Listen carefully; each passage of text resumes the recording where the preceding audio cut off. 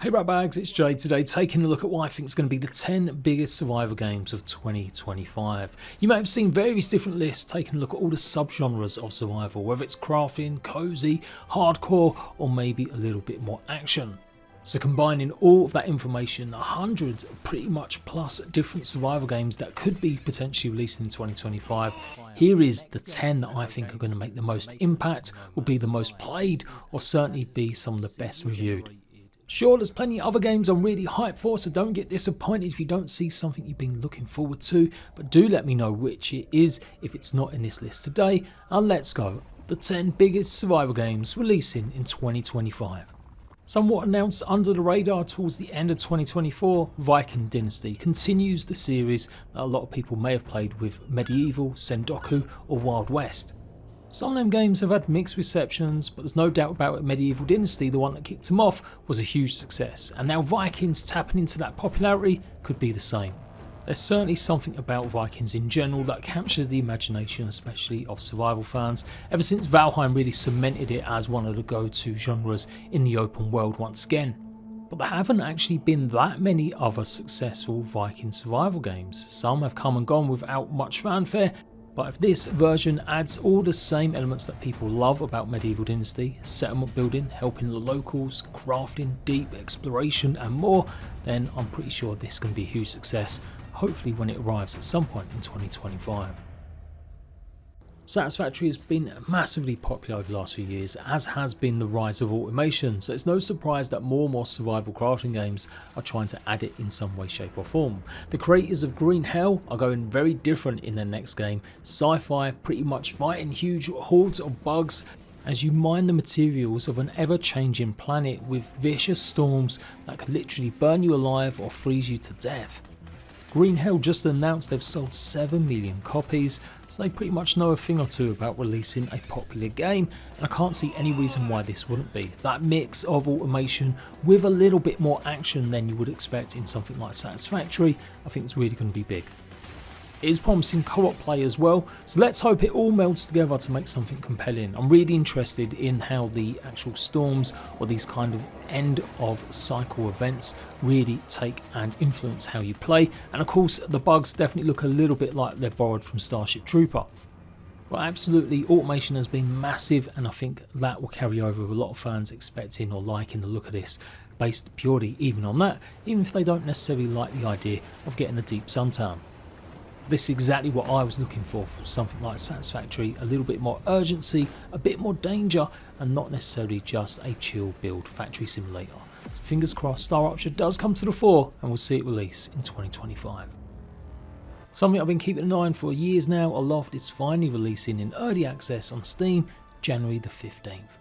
It's a co-op game of 1 to 8 players, fly through the skies, turn islands into ships, take on evil mushroom bad guys, and hopefully build massive bases for you and your friends to feel a bit more cozy in. Published by Funcom, the game will be releasing on the 15th of January on PC, and honestly I can't wait. I think the polish that has gone into the development of this game, it's really shown over the last few years. The game will also offer taming the farmyard animals to basically help get certain resources, and yeah, absolutely, the ability to turn an island into a fully movable ship is really unique. Don't discount this as being a cozy game. I reckon this is going to be huge when it launches, with pretty much every streamer giving it a shot. I said the demos were great, and I'm fully expecting big things from early access this year. Creativo are the makers and publishers of a whole host of small little indie games, and they love survival. Their latest one is one they're making themselves, and this is Farm Folks. It's going to mix automation, crafting, open world exploration, base building and co-op action. At first glance it might all look just a little bit too cozy, and that's where I usually fall asleep. It does need to have a bit of action, and then we see the dude with the AK-47. Yes, there will be some elements of action as you're shooting these weird ghost-like creatures, and apparently some sort of PvP in a cozy game like this. While I'm hoping it will arrive in 2025, they're only going to just launch their Kickstarter for the game, so I would expect it maybe towards the very end. But with its mix of so many different subgenres in survival and cozy crafting, I think this will end up being huge if it does indeed launch. I've been speaking about Under a Rock for a long time now. This is going to be a big co-op focused game for up to I think 10 players, exploring a procedurally generated world set in the 19th century, where you are on a tropical island filled with unique different biomes and a massive volcano.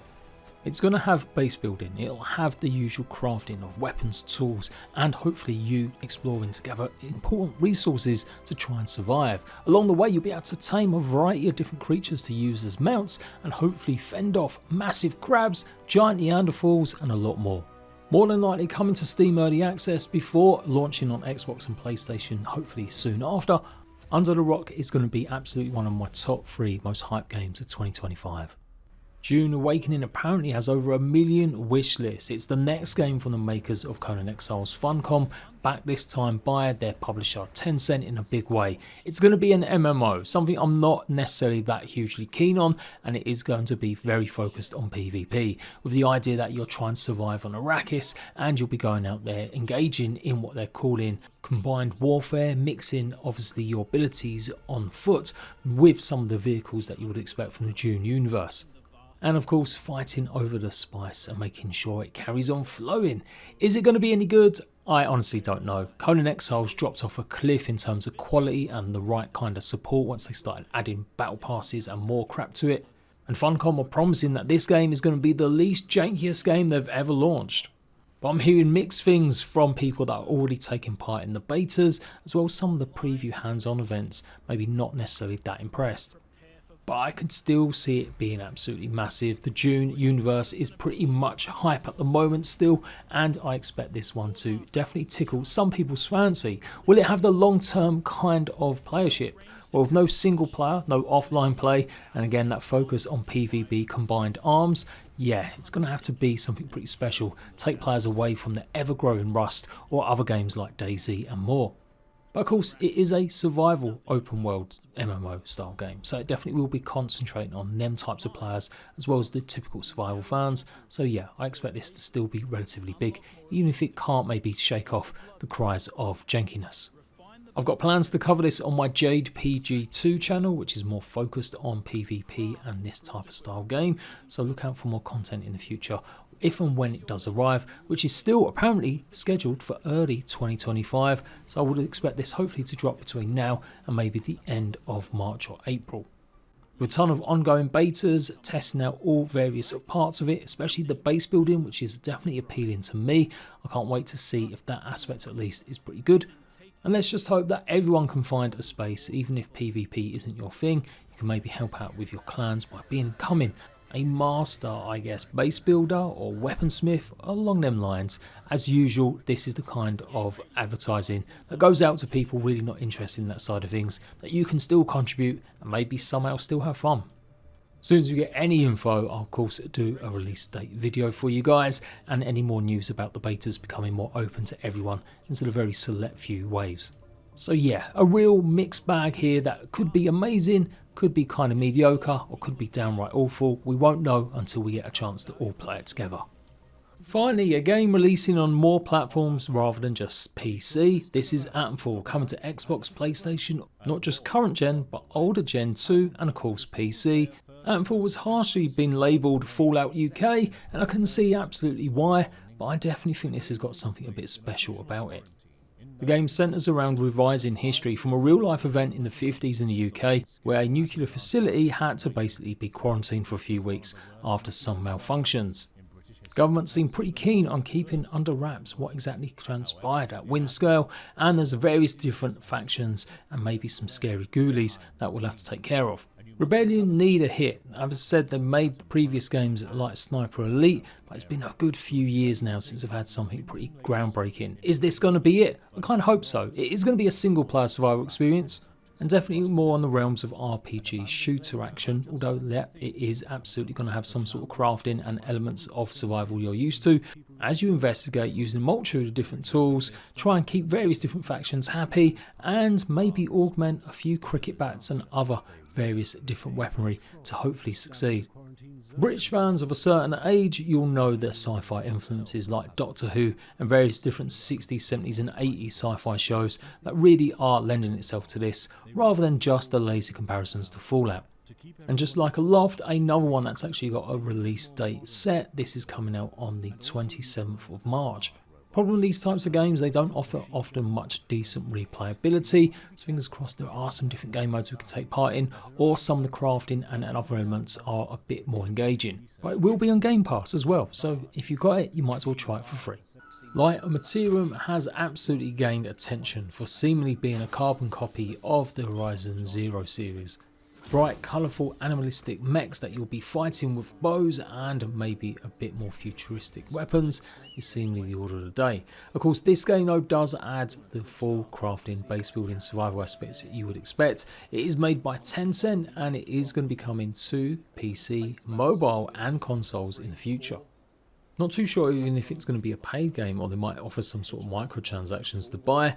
So yeah, my kind of hype meter for this has maybe gone down somewhat. So I'm really not into games like Once Human that have just a billion loot boxes and stuff in it to really get anything decent. And I'm not a big fan of mobile games. No matter how much Once Human might be engaging for some, it still just felt like a bit of a cheap mobile survival experience that I could maybe have better elsewhere. Is that going to be the case with this? Well, if you like the Horizon Zero series and you've always wanted more base building survival aspects and the ability to play with others, then maybe this is really going to do it for you. The boss fights do look pretty bombastic and the skill set and weapon sets do look pretty interesting. Whether it's a rip-off or not, whether you like it or not, I think this will end up being big if it does indeed launch on mobile at the same time as PC. As just like Once Human, I reckon this will go bangers. I've got another video coming talking about my favourite, most anticipated games that I'm really looking forward to coming soon in 2025. But regardless of what I think, absolutely, Light No Fire will be huge if it does indeed launch in 2025. It's of course made by the same people behind No Man's Sky, and admittedly it's been a while since they had a big major game launch. Obviously No Man's Sky was a complete and utter failure, but they rebuilt from the ground up, made it one of the best supported survival crafting open world games going, and I'm really looking forward to seeing all the lessons they've learned put into something big and new. But we still don't know too much, we've only had this trailer and a few tidbits. Set on a Earth, apparently, with procedural generation so that you'd still be able to have new experiences each and every time that you play. The typical base building and gathering loops are there. But obviously a fantasy based Earth with huge massive hummingbirds and dragons to ride as your mounts, ships as well as maybe water tames. Every mountain can be climbed, every vista can actually be explored, and there's a ton of oceans and continents that players will never have set foot on until you actually landed. It all sounds amazing, and I'm really praying that Hello Games can pull it off a bit more smoothly than obviously No Man's Sky. Definitely need to improve the crafting menus if it's going to be anything like that, where it just become overcomplicated and a little bit unwieldy. And I'm hoping the craziness of some of the creatures is going to be turned down a little bit, especially as the procedurally generatedness of them really doesn't always make them actually look that good. We still don't really know how many players are going to be able to play together, what type of game is it going to be, server based, join your friend, MMO, lots of questions still need to be answered, and hopefully we find out that, as well as a release date in 2025. But without doubt, honestly, I think Subnautica 2 is going to be the biggest survival game of the year. I know people were a bit lukewarm in certain parts on Below Zero, a pseudo sequel to the original Subnautica, but honestly, people just want to carry on having adventures and getting scared out of their wits as they explore deep oceans. And that's what Subnautica 2 hopefully will be delivering, with now added co-op, something lots of people have been wanting for years and years. It's been developed a while now, it's had the backing of Krafton, their publisher, the makers of PUBG as well, so there's no excuse for this not to really hopefully hit it out of the park straight with its early access release and then carry on iterating and maybe not be as messy as it delivers updates. That was a big criticism Below Zero and somewhat even Subnautica, that sometimes a lot of the actual gameplay and progression just felt way too alpha or way too revised. But you'd be mad to say that this won't be a massive game. The original absolutely Subnautica sold millions, as well as Below Zero when it launched on other platforms including console and Switch, and yeah, Subnautica 2 is going to be absolutely hype with so many streamers and players just really jumping all over it. And yet another one that's going to be on Game Pass, so even more reason for more casual players to dive in and check it out for the first time. And there we go. You could probably interchange a bunch of them games maybe. Like, don't hold it to actual severe where I've placed them. That's just what I think honestly will end up being the biggest, but definitely in whatever order you might deem. There are absolutely a ton of other games I'm looking forward to, but they just don't have enough info about actually releasing in 2025. Like Hytale, I think this would absolutely be massive if it does launch, suddenly drop in somewhere in the next year, but I think this is definitely going to be a 2026 game. Likewise, The Long Dark, which has already been confirmed as not releasing now until 2026 with its next game, the sequel. And Grounded 2, I think would be huge as well, but again, I'm not expecting that until the next year. And what them games, which one tickles your fancy the most? Like I said, give me some of your other suggestions, what you think are going to be massive. Go and check out the individual list videos so you can see up to, like I said, 100 different survival games that potentially are releasing in the next year or so. And absolutely, I'll be here as always for the home of survival news. Until next time, RATBAGGERS, laters.